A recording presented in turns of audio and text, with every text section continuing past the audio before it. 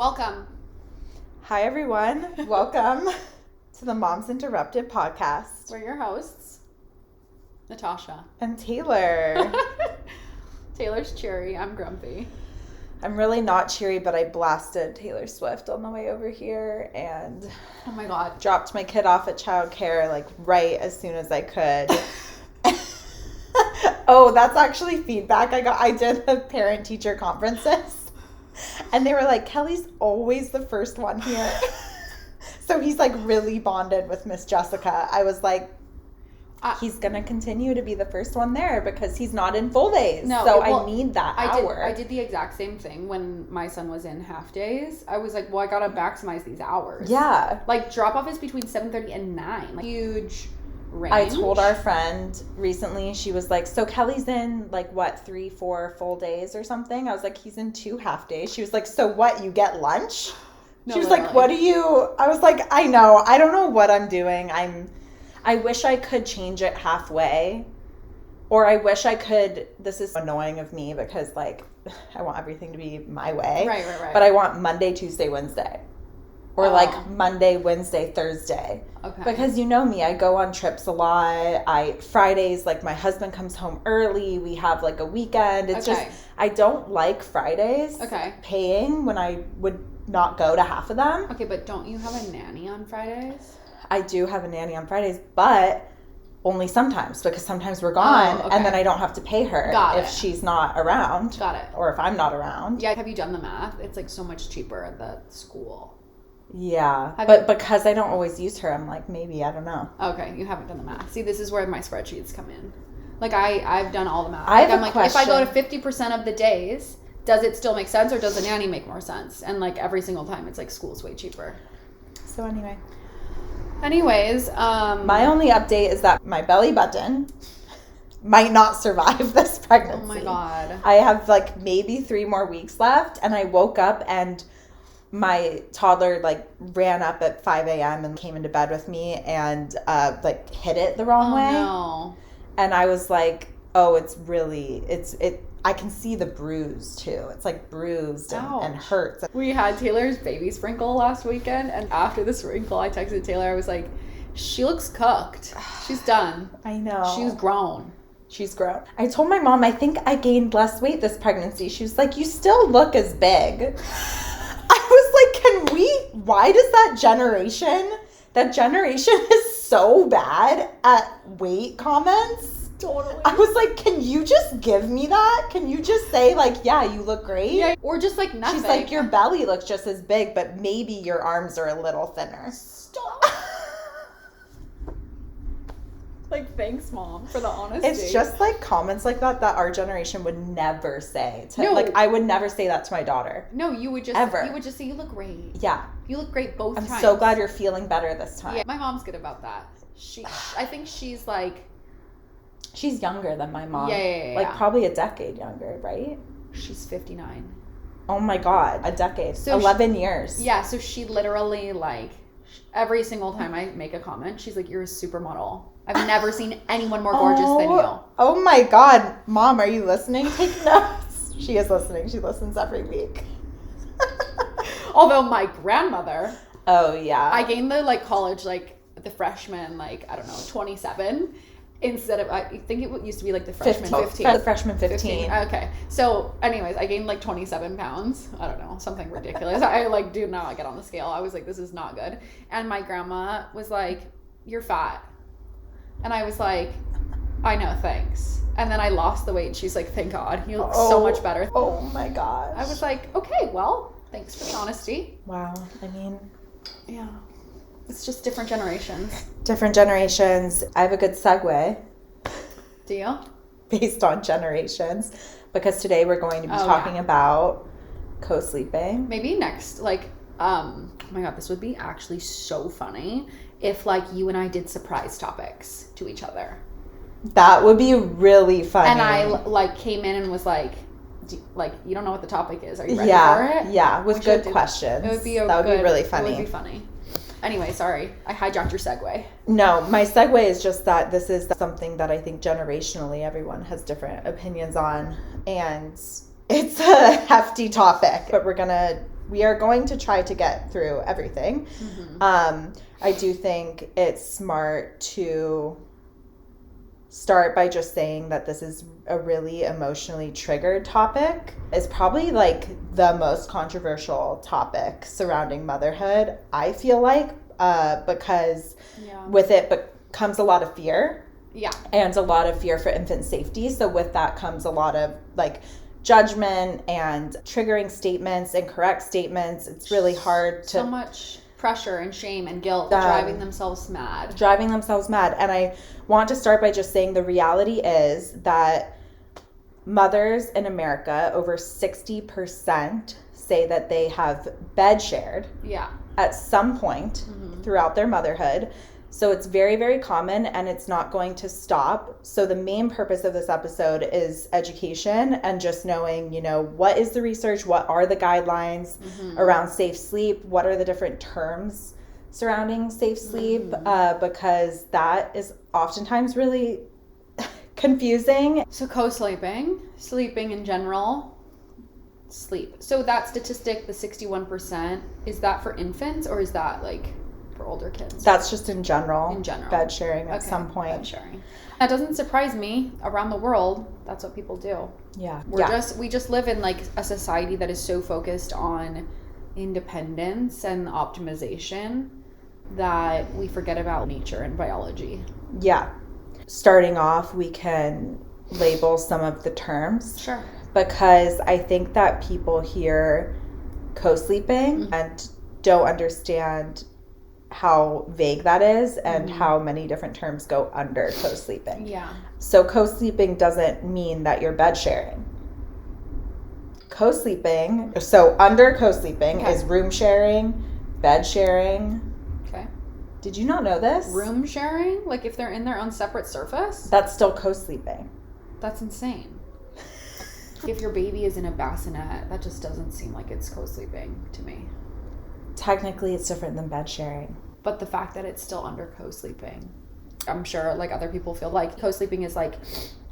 you're in bed with them. Or like on a surface with them. Yeah. Whether it's the floor, a floor bed, a couch, whatever it is, like your baby is on the same surface as you. Like contact sleeping. Yeah, or just like in general on the same surface. Yeah. And room sharing, to me, feels like something different. Yeah. Even though it's considered... So that's why this is so confusing. Right. Because... like, who made up these things? Sleep influencers all use different terms. And that's why it's so triggering, too. Like, people talk about sleep training, and people are like, cry it out! It's going to ruin your, like, whatever. And it's like, well, it's an umbrella term. Again, people are just so triggered by the extremes, which, like, fine, but it's... and each it's just intense. Type of co-sleeping comes with different risks. Right. So when people are talking about co-sleeping and they're like talking about the dangers, like sleeping on a sofa is a lot more dangerous than on a hard surface in your bed with no pillows or it's hard because you want to talk about safety in a way that's clear and concise, but you also need to talk about everything. It's so interesting because whenever I hear about co-sleeping stuff, I think about abstinence. We know that that doesn't work. When people say, don't have sex and expect people to not have sex, it's like, no, people are just going to have sex anyway. So it's like when people say, don't co-sleep, no co-sleeping because there's risks. It's like, well, people are going to do it anyway, too. So I just don't understand why as a society we make these blanket statements. Like, don't ever do this. People are going to do it because people have been doing it for hundreds of thousands of years and it's normal and biological, and many other countries around the world do it and do it safely. And like you said, there's risks to putting your baby in another room, right, by themselves. It's a risk benefit thing, and it's something that each family has to make on their own. It's not like one thing is right or wrong. You always want to do what's best and safest for your baby. We talk about this all the time. It's not black and white. Yeah. It also reminds me of the DARE program. Oh my God. Because the whole concept around the DARE program was to teach people to say no to drugs. Right. First of all, I remember being in those, being like, this is so lame and weird and annoying. But data came out from that era saying it actually increased drug usage. Oh my God. And it makes me think of that, because when you're telling someone not to do something but not educating them on everything surrounding it, they're going to do it. You're going to tell a teenager no, they're going to go figure out how to do it, especially if they don't have the right education surrounding it. I just remember like them being like educating on the different types of drugs and people being like, yeah, that's the one I want to do. That sounds fun. That's the one I want to do. But similarly, co-sleeping rates have not gone down. No. Mothers are still co-sleeping. Virtually every friend I have that has gone to the pediatrician, they ask, are you co-sleeping? And they lie and say no. Yeah. That's the end of the conversation. Right. Besides maybe, here's a pamphlet on safe sleep, blah, blah, blah. Right. I do think it's interesting, like Western sleep independence culture and how this all started. Okay, so the thing that makes me the most, just like when you read about the history of sleep, it's like all of these things that we use now or all of these like social norms that we have now are all like marketing from the past, these huge like marketing campaigns. And it's just so interesting because the like sleep independence stuff is like that was marketed, or like there was some sort of like it was in fashion for you to teach your children to be independent. And it was like a sign of wealth. A sign of wealth. And it was like, yeah, like you were sophisticated. Yeah. And like a sign of modernization. Yeah. And like, this is the way now, and this is the right way. And if you don't do it this way, then like you're a lower class. And it ties back to breastfeeding too, because like back in the day, like when my grandma was in Europe growing up in the 40s, 50s, the formula reps came around and were like, this is the way of the future. Mm-hmm. And this is modernization. Yeah. And it's very similar, right? Like, and those things go hand in hand. Yeah. So I also was reading about how religion also had to do with it a little bit. That Catholic priests were actually pushing this, which is really interesting. Oh, to have more babies. Yeah, and that also historically there was this narrative that children shouldn't be exposed to the parents' sexuality. Okay. And so like getting them in a different room so that the parents could like procreate. Yeah, I mean that makes sense. Which is so interesting. Because it's all about like more kids. Right. Yeah. So so this is a tangent, but like my grandma comes from a family of 9 siblings. There's 9 of them, and she was born in the 30s. And they were Catholic in Holland, and she had a hemorrhage during birth with her 8th child, and she was like, I don't think I can have any more kids, like blah blah. The midwives were like, yeah, like probably not a good idea, and they went to the priest and asked, and he was like, you need to keep having kids. She died in birth the next baby. But it's like that was what you did. Like the priest was like, more. You need to have more. And so it doesn't surprise me that the church was like, get the kids out of the room because you know it needs to be done. That's crazy. Yeah. So yeah, historically, all of those things, also the rise of the sleep training industry in general. Do you have any idea when the sleep training industry started? So the original sleep training started in the late 1800s. That's crazy. But Berber and like modern methods, the 1980s is when things started to, what we know now. But Yak Cry It Out was an idea stemming from like 1890. Whoa. That was about sleep independence. So it's definitely like deep rooted in our society and culture. And then it was the 1990s that officially the Back to Sleep campaign started. Yes. There's so much to talk about with that. Right. Because when that started, there was a big decrease in SIDS. Yeah. And so acknowledging that was really important, but then also acknowledging that Back to Sleep wasn't just about putting infants on their own surface on their back. Right. It had a long list of things that were included in the Back to Sleep campaign, and it was about reducing SIDS in general, and it has to do with parents not smoking, no drugs or alcohol, hard, firm surface, no spaces or things to get wedged in. There is like a huge list of things. Nothing in the crib, nothing in the bed, no blankets, pillows, stuffed animals. I mean, you see pictures from like of babies in their cribs from the 80s. Oh my and God. It's like, how did anyone survive? It's crazy to think too, because like obviously that wasn't that long ago. Like we're born in the 90s, but like you look at pictures of cribs, or like I was on the couch face down, like with my dad. There's many pictures. Like my dad's passed out, a beer next to him. Yeah. In the middle of the day, I'm on the couch with him. I'm a survivor, you know? I love the photos of babies in their cribs with like 400 stuffed animals. And they just have a full-on, like, fluffy comforter, like, half over their face. And no monitors, right? They didn't have them back then. Don't even get me started on the car seats. Like, the car seats were just so, I mean, forward-facing. Yeah. There was no rear-facing car seats. Oh my gosh. It's just crazy to think about, like, how far we've come as a society in such a short amount of time. Yes. And the research and the technology that we have now, and how we've actually able to reduce the risk of so many things. Yeah. With that being said, like, there's risks to everything. There's risks to going in the car at all. This was in the 1990s Yeah. when change had to happen, Right. and change happened. And then now it's kind of like, okay, let's revisit the conversation. Yeah. Let's figure out how to support moms, because they are bed sharing, they Yes. are co-sleeping, Right. and we're forgetting all these other components of the Back to Sleep campaign. Right. And so we're thinking, okay, infant has to be on their back. Mm-hmm. So I'm just gonna like not sleep with them in bed. Yeah. And I'm gonna fall asleep dangerously in an unplanned co-sleeping Right. situation on a sofa or Right. on a recliner, which is actually twofold riskier. Right. The messaging has gone lost from Yeah. the campaign because of the way it was phrased. Yeah.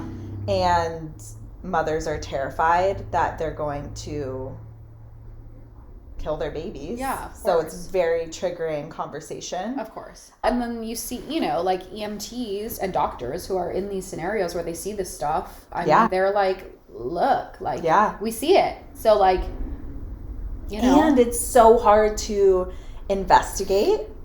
Yeah. Because it happens behind closed doors. Right. So there's a lot of components that could be going and on. there's so many factors. So many environmental factors, so many, I mean, like we said, a lot falls on the parent to not be smoking, no drugs or alcohol. Blankets, pillows. There's so many factors. Other people's in the bed. And then you're taking the parent's word for it about what happened and what environment they were in. Right. So it's just there's not like a camera set up in all these rooms. Of course, and nobody wants to admit that they did something wrong. Right. That they caused this. You Right. know? So, like, fair.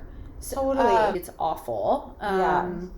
And so we have to obviously acknowledge that when the Safe Sleep 7 is followed correctly, the risk of SIDS, I want to say, is very similar to baby sleeping in a crib versus co-sleeping. Right. And Dr. James McKenna talks about this a lot, but what comes to mind for me is that when people talk about home births, sometimes they talk about the data that comes from free birth or from unplanned home births. And there's a very, very big difference between a planned home birth and an unplanned home birth. There's a very big difference between planned, safe co-sleeping and unplanned co-sleeping. Right, but they all get lumped together. They all get lumped together. And then the data gets skewed. Yeah. So there's a lot of data that came out about home births that actually were like, a lot of them were not attended by a midwife. So that is a very can big. you imagine? That is a very big difference. Yeah. And so I think just acknowledging that being able to do the Safe Sleep 7 and plan it out is much more beneficial than becoming tired and not being educated and going onto a recliner.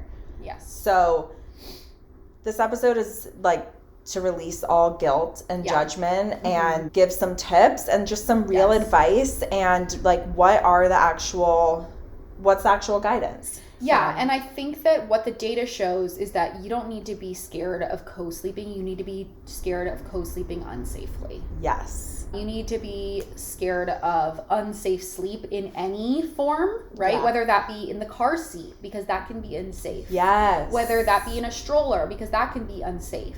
Whether that be in a carrier that's put on incorrectly, that can be unsafe. There's so many ways for you to be setting yourself up for unsafe sleep if you don't have the education. And there's a lot of different ways that babies sleep and families have sleep set up, and it's all about just knowing what the data says and setting the scene for safety in any of those scenarios and having the education on it. Before I read Safe Infant Sleep by Dr. James McKenna, and he's one of the leading researchers right now, specifically with breastfeeding moms and co-sleeping. I was so terrified of this and didn't really know the research before we did our breastfeeding training. Yeah. And I would have the biggest intrusive thoughts, and I wasn't planning my safe sleep space correctly. Instead, I was just like falling asleep because of exhaustion in random like positions and situations on my bed.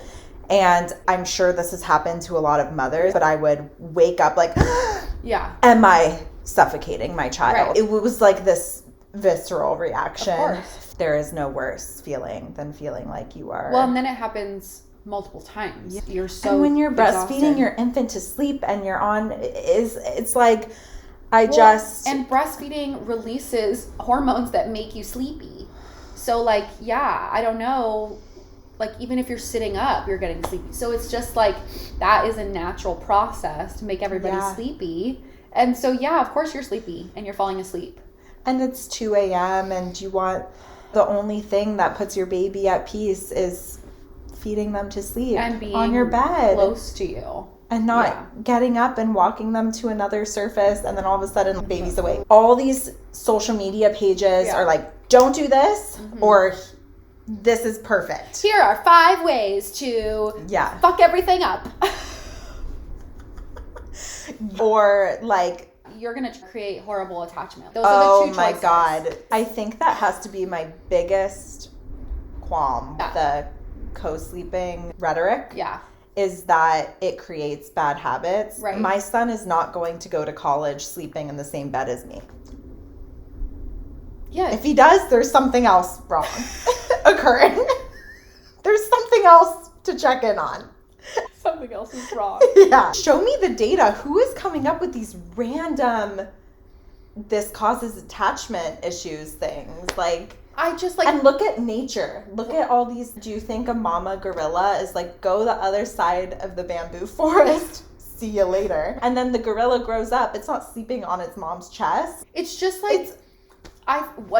we make things too complicated. Like, it's like, the baby wants to be on you. Okay, like, you're the mom. That's the way the world works. Sometimes you need your baby to, like, sleep in their own bed. Or, like, sometimes you start them off in the crib and then you bring them in bed with you. There's just so many combinations of ways to do it. So a lot of the data that I was talking about in that 60% statistic, a lot of the moms who said yes to bed sharing, it was a combo. So it was like a sleeps on a different surface, but then it's 3 a.m. I feed them and they're in bed with me. Totally. Like that. And that's like how I was a lot of the time. Of course. And like, I bring them in bed with me because we know that light sleep occurs like in the early morning hours. And I'm sorry, I'm not ready for the day at 4:30. So if my baby will only go back to sleep in bed with me, that's what we're doing. That's the thing. Like a lot of it is just like everybody needs to sleep, and this is how I can get everybody to sleep. So that's what we're going to do. It's just made into this whole huge thing, and like these labels like, oh, I'm a co-sleeper or I'm a sleep trainer. Oh my God, it's like people's whole brand. It's just so funny because if you fast forward 10 years from now, are you still going to be like repping your type of sleep like that you did with your small children? I'm gonna like wear a name tag, co-sleeper. Yeah, co-sleeper for life. People are so extreme, and I always think what happens in someone's home is no one else's business. It's not my business if your baby is sleeping on you or in a crib in a different room. It's not my business. I need to focus on my children. And as long as everyone is educated and doing things safely, who cares? Why is it your business? I miss the days when things were less my business. Like all the stuff on social media, I actually don't want to know. So Kristen Cavallari was talking about how when she was a young mom, there was none of this information on social media. And the gal that she was chatting with, who's like her friend, was like, yeah, but wasn't that so nice? You weren't being inundated, but like, do this the right way. 5 ways to make sure your kid has perfect attachment. 5 ways to make sure that your child doesn't have allergies. So overwhelming. 5 ways to make sure that your pelvic floor is back to perfect. There's so much, and I'm not saying that some of the content isn't valuable, but the problem is that there's so much noise, and a lot of it's conflicting, and you're just like, your head's on a swivel, and it's like, wow, like it's overwhelming. How nice to not have anyone barking at you, like, don't co-sleep because it's not safe. Like you were just like doing what felt more natural, and there's something. But then also, like on the flip side, influencers are like, I'm a co-sleeping mama, but they're not talking about the Safe Sleep 7. So like a random person sees that, they just start co-sleeping. Right. And they like, think the video looks cute, right. and so they do it. Right. But then it's like, and then you see all the comments and all these people are attacking. There's a pillow, there's a stuffy, there's this. It's so heated and unhinged. Let's talk about the Safe Sleep 7. First of all, we're not going to tell you what to do ever. Because it's none of my business. No, and between the two of us with all of our different kids, we've done totally different things individually, and like that's great. And so many different combinations, right? Yeah. And that's the thing, is like no judgment. We just want you to have the data, the information, and know that, like, take the pressure off. So the Safe Sleep 7, let's talk about it. There's a flat, firm surface. There's light layers, right? Yes. The baby shouldn't be swaddled. There's no smoking or alcohol. Drugs, anything like that would sedate you or impair your natural reflexes and instincts. Mm-hmm. That can be prescription medication too. No pillows, soft blankets.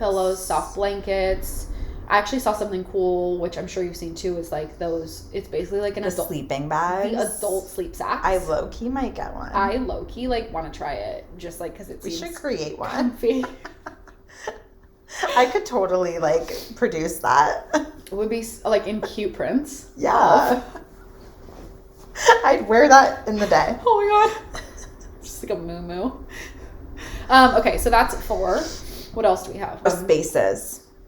No spaces. So like entrapment, cords, like anything like that. Place on back. And breastfeeding. Because instinctively. So that's something like I do think is really important to talk about. Right. Because a lot of these people pushing co-sleeping in the early infant stages. It's different if they're over 1. Let's just like get that out of the way. Right, this is infants under the age of 1. Yeah. It's so different. The risk for SIDS like virtually goes away once they're 1, 2, 3. No. We're talking about infants. Yeah. When you're talking about infants and the Safe Sleep 7, breastfeeding is a big factor. How you feed your child is a big factor. Because a lot of the studies do focus on how there are benefits for breastfeeding mother in terms of how your alert phases are different with how you're waking up and how baby's waking up. It's just a different type of sleep cycle that is occurring. Yeah, hormonally. Yeah. And when you're breastfeeding, your infant instinctively stays towards the breast, whereas when you're formula feeding or bottle feeding in general, they are more likely to move up or down or around, and that is no longer included in the Safe Sleep 7. So think about all of these things, like one thing is crossed off the list and it's no longer safe. So breastfeeding is protective. And I will say usually it is breastfeeding mothers who choose to co-sleep because you're the one constantly getting up. It's like the dad isn't helping. There's so many different factors. Yeah. So it's like that's how you're getting more sleep. Yes. And the other thing I want to talk about is no other kids in the bed. Yeah. You can't have another toddler in the bed because they don't have the same, they're not going to be aware. They're not even supposed to be in the same room. Right. This is not safe. Yeah. And then they can crawl into the crib. Dad, I don't know about. Is the dad allowed to be in the bed? Technically, there's not supposed to be another person. Okay, so no other people at all. There's really cool studies done about how co-sleeping dads, it lowers their testosterone. Okay. Which I think is so cool because it triggers a more nurturing side of the father. I'm like, wow, my husband's must be really low because he sleeps with my son every night. He's 2.5, but good dad. Aw, cozy.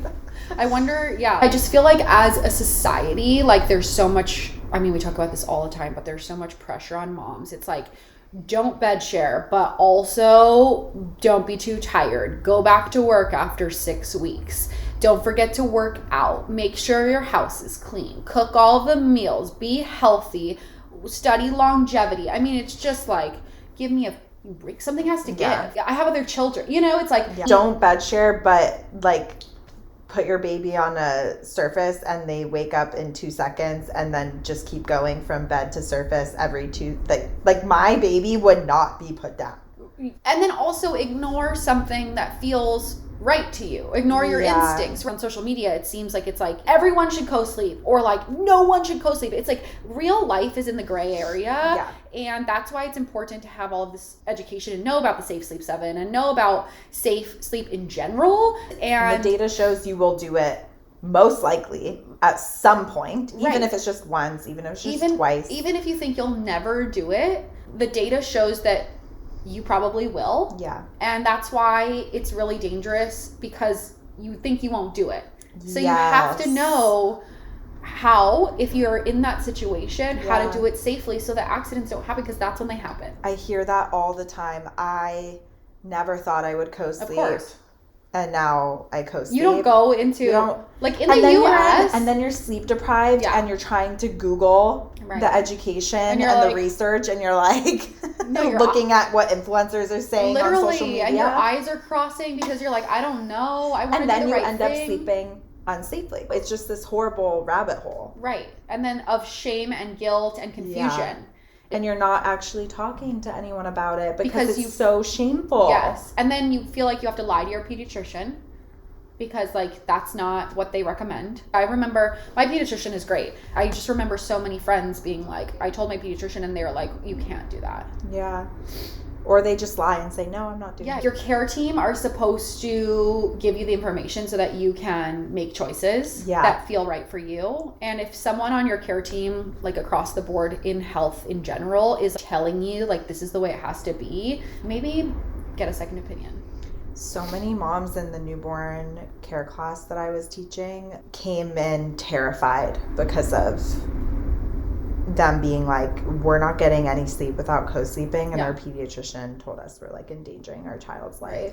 I think that education on the risks is so crucial, but that's different than fear-based education. It's very different how you present the information, and being realistic is good, but also like mothers are in such a fragile state. We're just trying to survive. You have to be realistic on all fronts though. Like you're probably going to do it at some point. So here is the information. Like, the data shows XYZ, but also, again, we live in the gray area. So much of life is in the gray area. I'm here to support you. That's what we need more of. It makes me think of the BRAIN acronym when you're going into birth. What are the benefits, risks, alternatives? Like, what does your intuition say? Like, what happens if I don't do this? I think that is really important with co-sleeping because I think it's important when you recognize the risks. What are the benefits? No one talks about the benefits of co-sleeping. There are a ton. It's not just sleep. It's co-regulation. There's all these different things that are biologically natural. So you can't talk about only the risk and not talk. You have to weigh everything to make an educated, informed decision. It's typically great for your milk supply. Like feeding overnight, that's when you're getting the highest prolactin levels. So there's benefits. So it's tough. It doesn't have to be one or the other. Like we said, like some nights you might feel like you need to set up your space for safe co-sleeping. Some nights you might be totally fine with them on a surface all night. Totally. Like and some nights are more difficult. Like some babies, teething, sicknesses. Like I always sleep with my kids when they're sick. Totally. But I'm not like typically a co-sleeper, I would say. But like, of course I've co-slept. And then how you did it with baby number 2 was different than baby 1. Yes, and totally. And for me too, like the first 6 months looked different from 6 to 12 months. And then all of a sudden I was sleeping with him again at a year and a half. I'm like, huh? Yeah. It just changes. It totally changes. And like normalizing that, because there are phases that are more hard. Sleep isn't linear, right? Yeah. And everybody's got to sleep. We've gotten to this point with co-sleeping where you can't really talk about it without people being so triggered. Yeah. So triggered. It's just so crazy too, because it feels like politics almost in this country. Everything has gotten political though. Yeah. Like just because I co-sleep or like I have co-slept doesn't mean I'm like in this other box of like whatever. I'm voting as a co-sleeper. Yeah. You know what I mean? It's just, crazy. It's gotten out of hand where like you do one thing and then you're in this box. Just because I'm a co-sleeper doesn't mean I'm a trad wife. It's gotten crazy. When did motherhood become so politically charged? It's just beyond. And like, I'm this kind of mom, so this is how I vote. Like, what? It's like, why? Huh? I'm just out here trying to live my life. Don't put me in a box. What happened to human beings being really complex? Politicizing my infant's sleep is like next level. Don't politicize my motherhood. Most cultures around the world co-sleep. Right.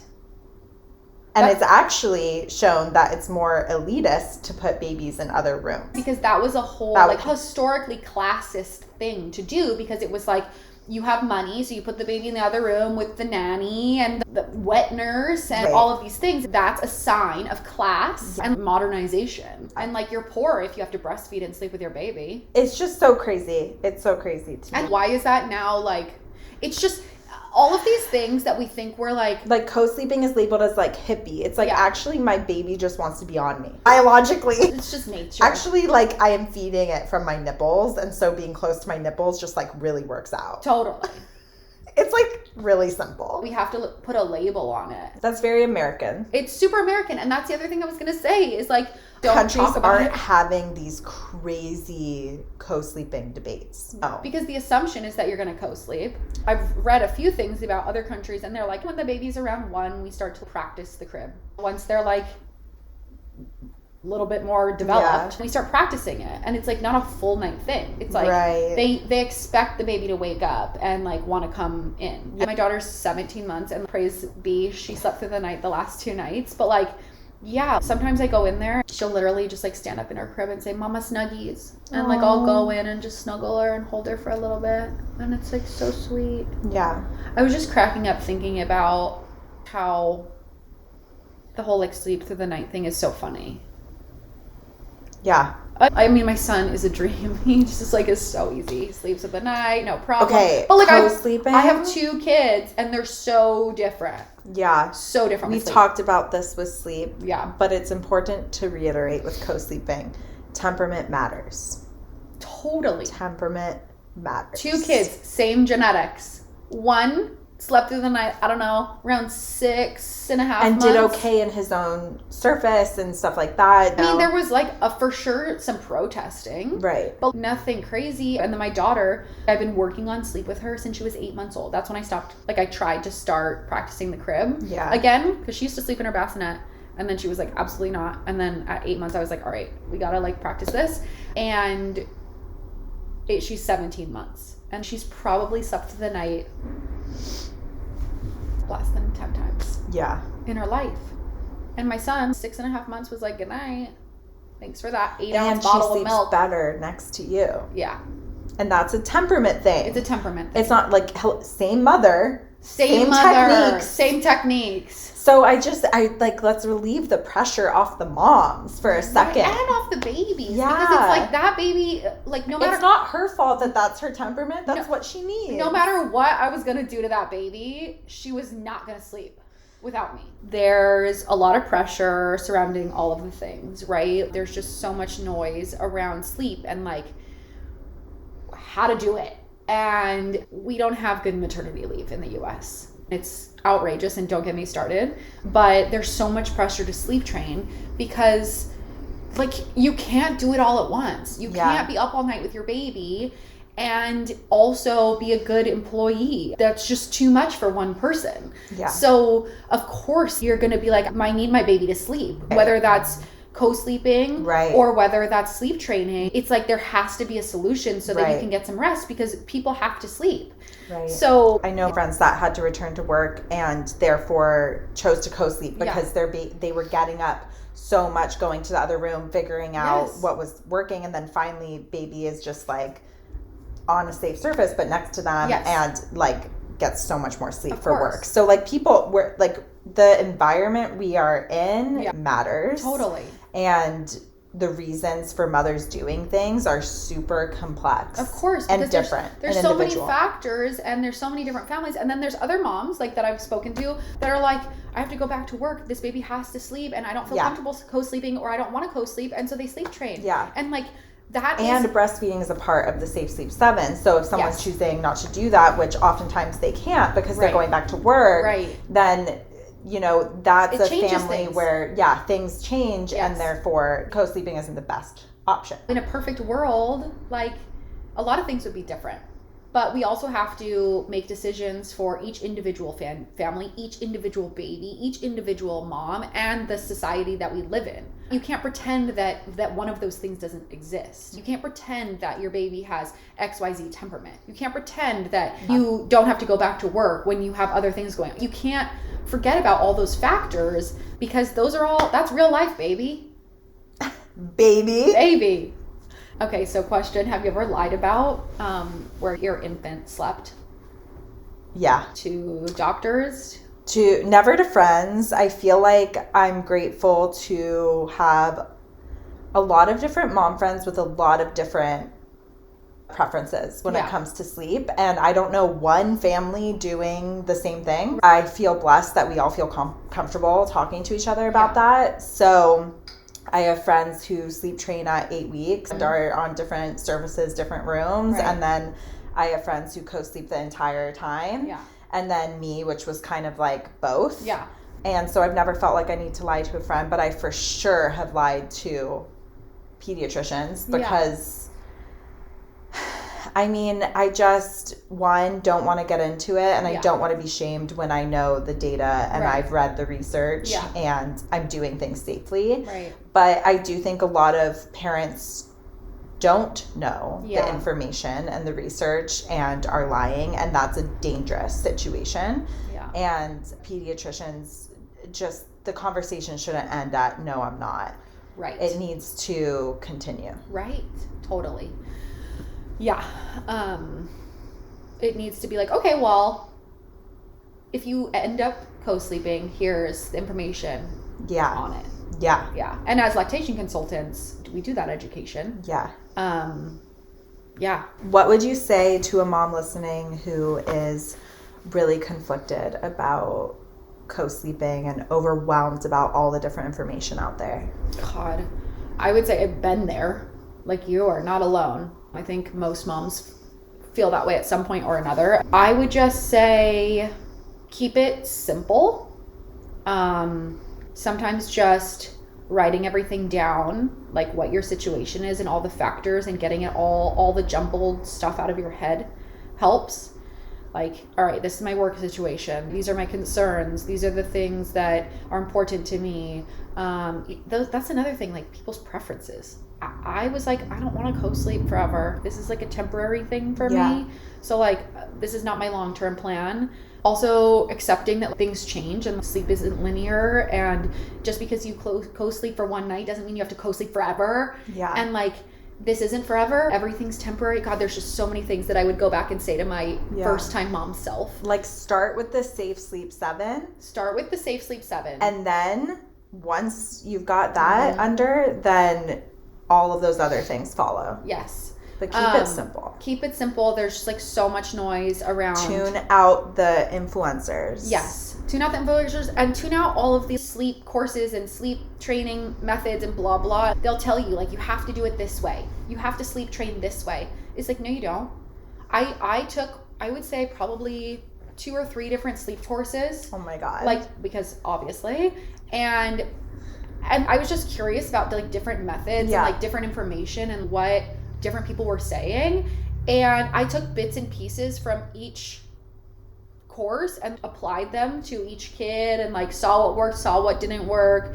Some people will just say, let the baby cry. Some people feel comfortable with that. I didn't. Yeah. So I didn't do that. An important thing to know is sleep training courses don't know your baby. Yes. So just remember that. They don't know your family. Right. They don't know who you are. Right. They don't know the temperament of your baby. Right. So take everything with a grain of salt. That's the thing. Like, you can take those courses and be, like, skeptical, right? Yeah. I picked up some tidbits. Oh, I didn't know this about infant sleep. I didn't know this about infant behavior. God, there's so many opinions online, too. I was watching this video the other day, and it was like, I'm doing the Furwer method because you go in and you check in and then you go out. And then this other influencer, it cuts into her and she's like, that's actually more cruel because you're going in more. Right. And they like, so you should just cry it out and it'll happen Right. faster. And people are like, but that's bad for their regulatory system. Right. They're going to be damaged. And then I'm like, so wait, what was the conclusion Right. of this whole video? And then also, are you sleep scientists? Right. No. Tune it out. Tune it out. And like, you can try different things and then change your mind. We always talk about that. Like, you don't feel good about it, right? don't do it. And you can like try co-sleeping and then you're like, be like, no. Yeah. You can be like, all right, we're not going to do that again. Yeah. Or like, again, split nights or switching. I know people who like switch off with their partner and co-sleep. You have to do what feels right for you and you can change your mind. I changed my mind when my daughter was 8 months. I was like, that's enough. Like, I need to like have my own bed. Yeah, you can change your mind. Yeah. So that's our motto. That's what I would say. I wish I could go back to my anxious first time postpartum and just be like, relax.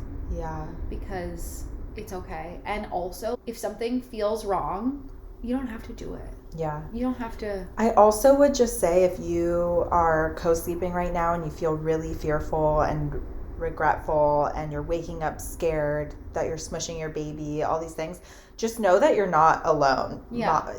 Over 60% of moms say they are doing it at one point in their motherhood. And as long as you're following the Safe Sleep 7 and you're educating yourself and you're setting your space up to be safe, like, just the anxiety causes more problems. Totally. And causes you to do things that are more unsafe. Yeah. That's what happened to me. I wish I could go back and tell myself, like, you're a good mom. Mm-hmm. You aren't alone. Right. Other mothers are doing this. Other mothers are suffering with this dilemma. Yeah. And it's good to talk about it and talk through with it with your pediatrician. And if you are getting met with just a big no and not communication, then seek someone else out who will talk to you about it. Right. Yeah. Yeah. And on that note, you won't go to college co-sleeping. No. Your son won't go to college co-sleeping with you. And like the claims about like you're going to ruin your attachment if your baby sleeps in the other room or whatever you choose, just tune out the noise. Yeah. Because do what's best for your family, what makes you feel good, what makes you get the sleep you need. It feels so stressful because there's so much noise and there's so much pressure and you want to do what's best for your baby. Yeah. My business is the data, the information, the education, and then making an informed decision for my family. Exactly. I don't need to know what these random moms are doing on social media. And like whatever they are spewing. Like it's too much information. I am reluctant to even call it information. It's opinion. Too many opinions. Too many opinions. Yeah. Disguised as information. Yeah. Yeah. So we hope that was helpful. We hope you feel a little less stressed about making that decision. Mm-hmm. And we'll put out some information on the Safe Sleep 7 the week this is launched. Yes. And some fun things about co-sleeping in general. Yes. And if you don't co-sleep, that's fine too. Yeah. Got to do what works for you. But let us know. Tell us what you guys are doing. Have you done it? Have you not? Do you do it all the time? Do you do it sometimes? Are you a split night gal? What's your vibe? Wear a name tag. Yeah. See you next time. Bye.